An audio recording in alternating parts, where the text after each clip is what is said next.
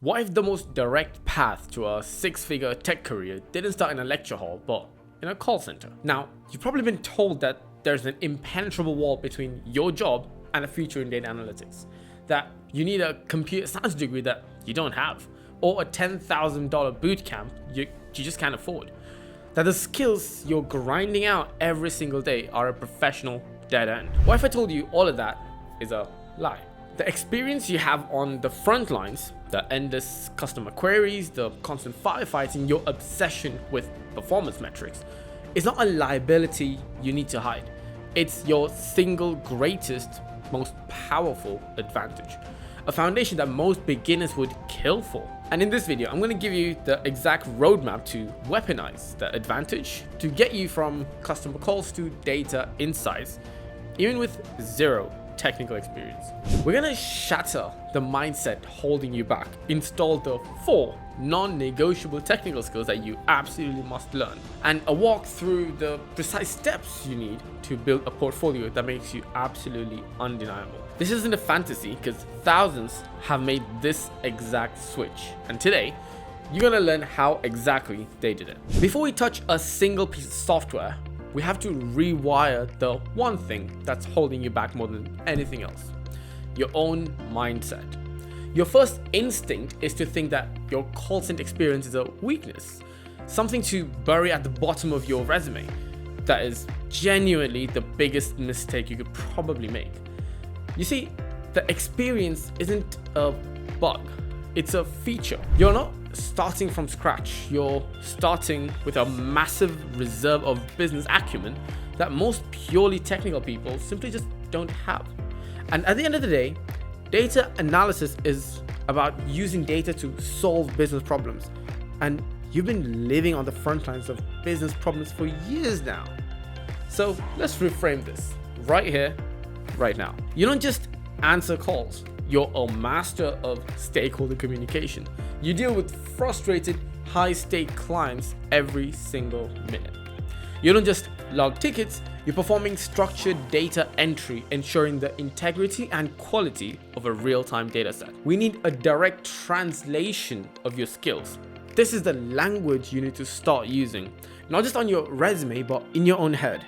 So instead of saying, I handled a high volume of inbound customer calls, start thinking and saying, I was the primary point of contact for customer data collection, capturing and categorizing over 100 daily data points on customer issues, product feedback, and service inquiries, which definitely helped improve customer experience by 70% over a period of 3 months. You see the difference? One is a task, the other is a beginning of an analysis. Let's break down more of your day. Do you track average handle time, first call resolution, or CSAT score? Those aren't just annoying targets from your manager. They're KPIs, or key performance indicators. And what do data analysts do all day? They live and breathe KPIs. They track them, they analyze them, and build strategies to improve them. You are already in that world. So a resume bullet point transforms from met my goal for first call resolution to consistently exceeded team targets for the first call resolution KPI by 15% by directly contributing to improved customer resolution metrics. Ever had to pull up a customer's entire history in a CRM like Salesforce to solve their problem? You weren't just looking something up, you were querying a live database to retrieve historical data to inform a real-time business decision. That is the entire concept behind SQL, the single most important language for any data nerd. So you frame this as leverage CRM database systems to query customer history and analyze interaction patterns, leading to more effective and efficient resolution. Ever notice that calls about a specific bug explode right after a new software update? Or that billing questions that always spike on the first of the month? That's you, organically performing pattern recognition and trend analysis. That is the absolute core of what we call descriptive analytics. You're not just an agent, you're a human pattern recognition machine. So you can say this: identified emerging trends in customer reported issues by analyzing call logs, providing critical early warning to the product team about software bugs, and reducing subsequent call volume by an estimated 20%. Do you use a script? You're interfacing with structured information. Do you explain complex billing issues to angry, non-technical customers, that is one of the most valuable and rare skills in data analysis. Communicating complex findings to non-technical stakeholders. A brilliant analyst who can't explain their work to non-technical stakeholders is just useless. And you've been training for this every single day.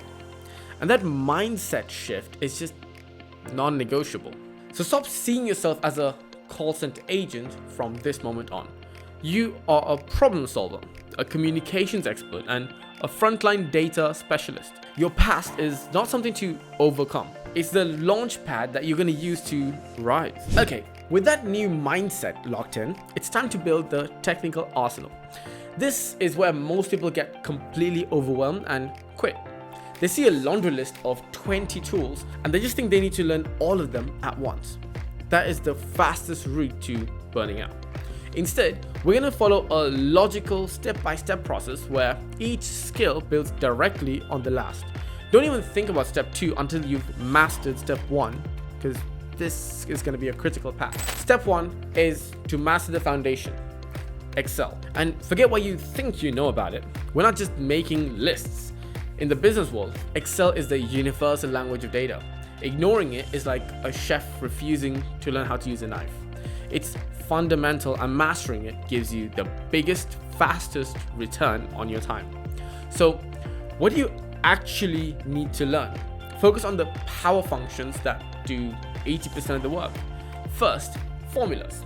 Go beyond the usual sums and averages. You need to be fluent with logical functions like the ifs, the SUMIF, and COUNTIF, and please forget VLOOKUP exists. It's just a relic. XLOOKUP lets you pull data from one table into another, which is something you will be doing consistently, and it's going to be your best friend. Second, pivot tables. This is, and I'm not exaggerating, the single most powerful feature in Excel for a data nerd. A pivot table lets you take thousands of rows of messy data and summarize it into a clean, insightful table in seconds. You can just drag and drop to slice and dice your data any way you want. You absolutely must master them. This is a monster of a tool built into modern Excel, and it's a total game changer for cleaning messy data. Power Query lets you build an automated cleaning workflow. You set the steps once, and every time new data comes in, you just hit refresh. It's gonna save you hundreds of hours. Fourth is basic charting or data visualization, because an insight is useless if you can't show it to people. Learn how to make it clean with effective bar charts and line charts that tell a story. And then learn to combine them into a simple interactive dashboard using slices. You can learn all of this for free on YouTube. Just give yourself a solid month. Don't move on until you can take a messy spreadsheet of raw call data and turn it into a clean one-page dashboard. Step 2 is learning the language of data, SQL. Excel is the knife. SQL, or structured query language, is the master key to the entire data kingdom. And almost every company on earth stores its important data in databases, and SQL is how you talk to them. Learning SQL is not optional. It's the single most important technical skill for a data nerd. And the good news is that it's much easier to learn than a full-on programming language because it almost reads like plain English. Focus on the core commands. Select and from to choose your data, where to filter it, group by, which is basically the SQL version of a pivot table, order by to sort your values, and finally joins. This is one that seems to scare people, but if you understand XLOOKUP in Excel, you already got the concept. It's just how you combine data from different tables. Make sure you master the inner and left join first. Spend your second month here. Your goal is to get to a point where, given a business question, you can confidently write the SQL query that pulls the answer from a database. And by the way, if you're finding this video useful, a sub to the channel will be pivotal. Step 3 is to tell the story with Power BI or Tableau. So you can now get data with SQL and you can clean it up with Excel. It's time to present it like a pro.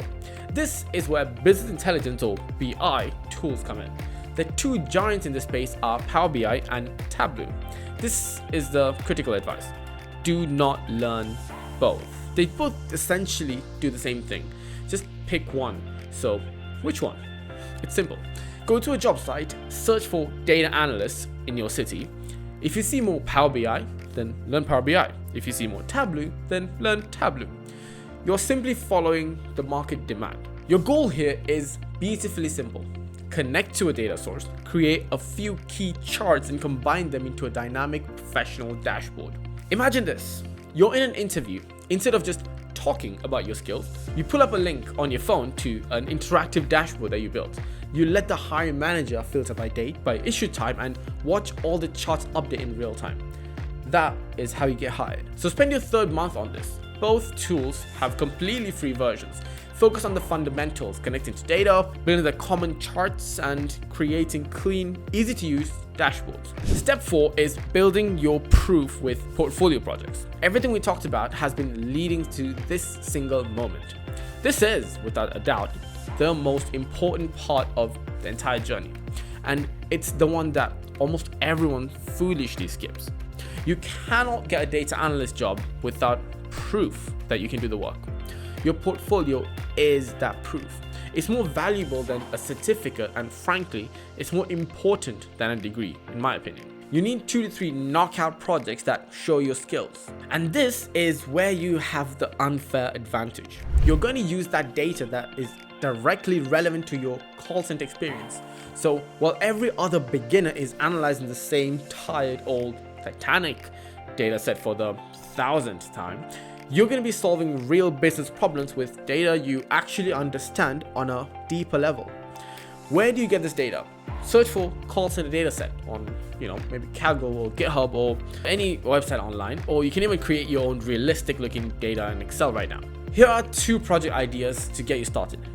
First, a call center KPI dashboard. Here's a business problem. A manager needs to track daily agent performance to find coaching opportunities. Your process is to find or create a data set with your call logs, use SQL to explore it, clean it with Power Query, and then load it into Power BI or Tableau. You'll then need to build a dashboard visualizing the core KPIs like average handle time, CSAT, then add filters like the date ranges for specific agents. Finally, you write a short summary of your insight, something that says, analysis reveals that technical support calls have a 30% longer duration, suggesting a critical need for more specialized agent training. That's when the managers are able to take hold of the team and actually enlighten them on what are the most common type of cases raised by the customers and see how we can make their life slightly easier. And the second project would be a customer sentiment analysis. The business problem in this case would be company wants to understand what's driving negative customer feedback. You'd find a data set of customer reviews and in Tableau or Power BI, visualize the breakdown of positive versus negative feedback. Then create another chart showing the average sentiment score broken down by the type of issue. Your insight summary might be, analysis shows calls related to product returns are the single biggest driver of negative sentiment. I recommend a full review of the returns workflow to mitigate customer churn. Document these projects like a scientist. Post them on a free portfolio website or even better, on GitHub. For each one, explain the business problem, the steps you took, the tools you used, and the final insights. This becomes the new beating heart of your resume. With your new mindset and your portfolio in hand, it's time to go on the offense. First up, your resume. Think of it less as a historical document and more like a targeted marketing brochure. Its only job is to get you the interview. For your headline, you're changing call center representative to something like a data analyst, a customer insights analyst, a customer experience specialist, whatever you want to call it, Then for your experience section, this is where you use all the translations we perfected. Rewrite every single bullet point to scream data analysis and business impact. Use the STAR method, which stands for situation, task, action, and result. So you go from answered customer questions to analyze 3 months worth of call logs to quantify the top 10 most frequent customer questions. Presented these findings to management, leading to the creation of 3 new knowledge base articles and a 5% reduction in related call volume. Then create a brand new section for your portfolio. Title each project, list the tools you used, and most importantly, include a direct, clickable hyperlink to it. This is a non-negotiable in my opinion.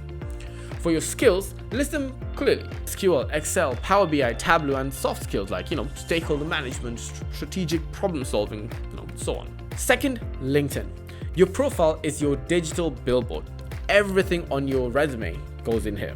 Get a clean professional headshot, change your headline to match your resume, write a compelling about section that tells you your powerful story, post about the projects that you're building, and start connecting with data and analysts and recruiters in your target industry. Send a personalized note, not a generic one. Probably something like, "Hi Tuan, I'm currently transitioning from customer service into data analytics and was really impressed by your profile. I'm building my skills in SQL and Power BI and would love to connect and follow your work." Third is to apply strategically. Don't just spray and pray. Target entry-level and junior roles. Look for jobs like junior data analyst, business analyst, or even operations analyst. In your cover letter, tell a story. Explain why you're making this switch and how your unique customer-facing background gives you an edge over every other candidate. When you get to the interviews, you'll be more prepared than anyone. And when they ask those behavioral questions like, tell me about a time where you dealt with a difficult stakeholder, you'll have 1,000 perfect stories to choose from. Just frame them professionally and you'll absolutely shine. So look, there's a narrative out there that your job is a dead end and that a career in tech is reserved for a certain type of person. That is fundamentally and offensively untrue. The reality is that your experience is a golden foundation, just waiting for you to build upon it. You have an intuition for customers, for communication, and for real-world business problems that simply cannot be taught in a classroom or a bootcamp. We covered the entire roadmap. It starts with the mindset, then focus with a tech plan by mastering Excel, learning SQL, pick a BI tool, and build undeniable proof with projects. And finally, you market yourself with a killer resume and a story that no one else can tell. This isn't easy, but it is straightforward. It's going to take a few months of focused work, and it doesn't require a mountain of debt. Every single day, someone with your exact background makes this transition and completely changes the trajectory of their life. They unlock a career that's more engaging, more impactful, and far more rewarding. The only difference between you and them is that they started. So if you found this roadmap helpful, I want you to take that first step right now.